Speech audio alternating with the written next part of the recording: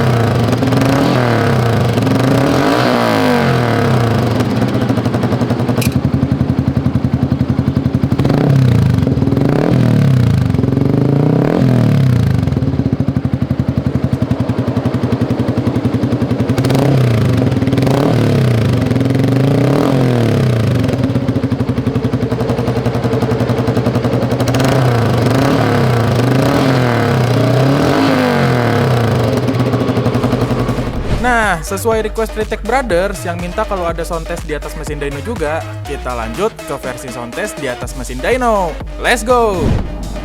Selamat datang di ruang dyno Tritech. Ayo, siapa yang baru tahu kalau Tritech punya ruang dyno sendiri? Oke, langsung aja kita tes di atas mesin dyno nih. Untuk yang versi STD-nya pakai DB Killer dulu. Abis ini baru tanpa DB Killer. Tapi memang sengaja dites di atas mesin dyno biar kedengaran nih guys. Jadi misalnya kalau lagi high RPM di atas mesin dyno yang rolling terus kan, suaranya seperti apa. Oke, kalau gitu langsung aja kita tes di atas mesin dyno suaranya kayak gimana. Tapi sebelum itu kayaknya gue langsung pakai helm aja kali ya biar lebih gimana gitu. Oke, langsung aja. Oke, let's go.